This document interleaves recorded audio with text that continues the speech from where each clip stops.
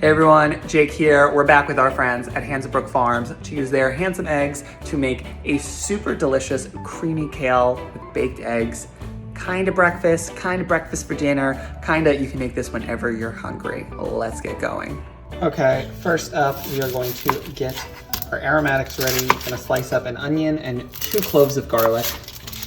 Okay, before I even take out my kale, I'm going to preheat a cast iron skillet over medium-high heat. I'm gonna add in 2 tablespoons of whatever neutral oil you'd like. I'm using grapeseed today, but you can also use olive or vegetable or canola or anything in between. We'll heat this up and we're gonna start to caramelize our onions and garlic with some chili flakes. Let that go, and meanwhile, we'll prep our kale. I have 2 bunches, so a lot of kale. It's gonna cook down, which is why you really gotta go heavy. I'm using curly leaf green kale. You could use lacinato, you could use purple, you could use collard greens or chard. Honestly, use this recipe and customize it with whatever greens you have on hand, as long as they're hearty. Also, save the stems. I love to chop them up and add them in for sautés and stuff. Maybe we'll add them today. You know what? I feel inspired. I'm going to thinly chop our kale stems. It's going to be super fibrous, but it actually is going to add a bit of body to this dish. So I'm actually really happy that I did not throw them out, but we're going to add them in and get the most out of our veggies. And you could do this with whatever hearty stems you have. I do this exact same with collards, with chard.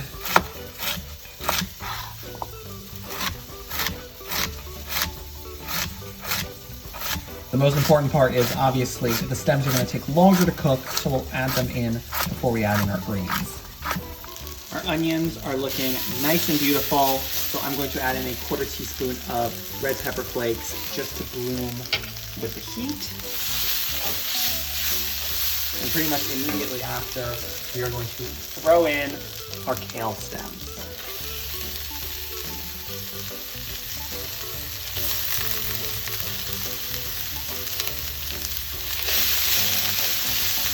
You just want to cook these down until they are crisp tender, which will just take a few minutes, and then we'll add in our greens, which I'm about to slice up. When you are dealing with a big old pile of kale like this, definitely work with batches if you are not super confident, but I kind of bunch it up, and we are just going to go for a super rough chop. It's all going to cook down. Don't need it to be perfect. I just want to break up those large leaves. Then I'll just go across a few times. Rustic is what we're going for. So it's only going to take about 3 to 4 minutes to really get these kale stems on their way to being tender. You still want them to have a bit of bite to it, not mushy yet, because we still got a bit of cooking to go. But this is what we're looking for. I'm seasoning as we go. Season the onions. We're going to season this mixture.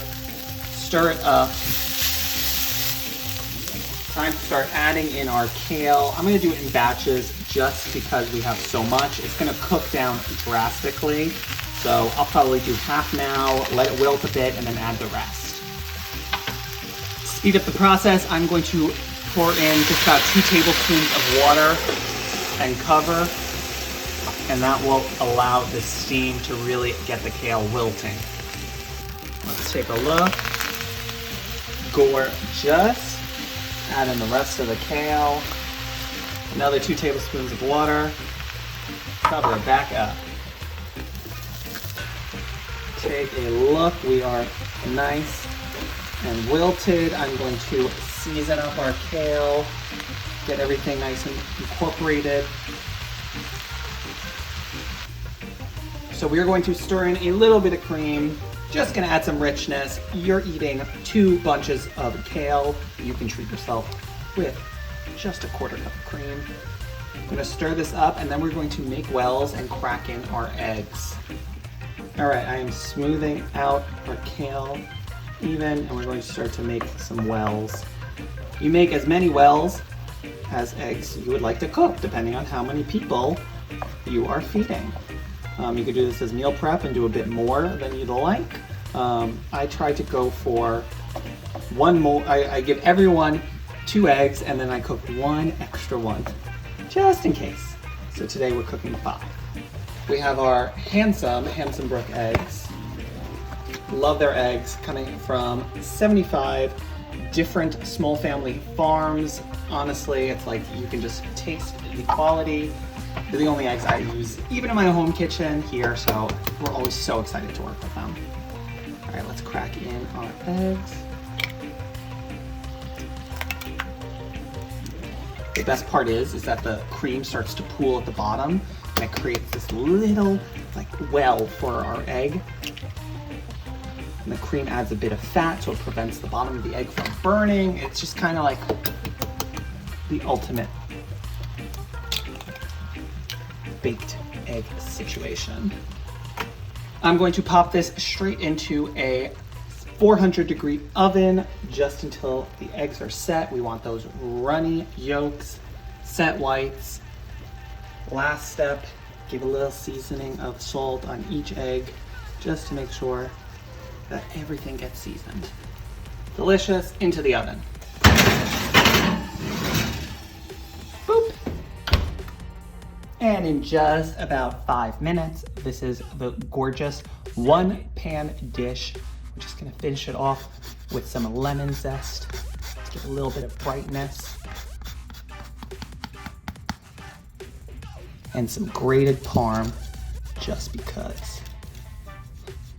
And if you like a little extra kick, some extra red pepper flakes, the eggs. Oh, that is gorgeous. Perfectly runny yolk. Kind of my favorite way to do is just throw this on the table, serve it up however you would like. One last thing to do is give it a try and make sure I get a bite, a little bit of everything, some kale, some yolk, some white. That was an aggressive bite. The heartiness from the kale stems are so beautiful. The eggs are cooked perfectly. It all comes together in one pan. You get the chili, you get the onions, you get the garlic, you get the richness from the cream. This is a perfect dish to make for breakfast, lunch, or dinner, all thanks to a few quality products. Right now, I'm just cooking simply, finding the best ingredients I can and letting them really shine in the spotlight.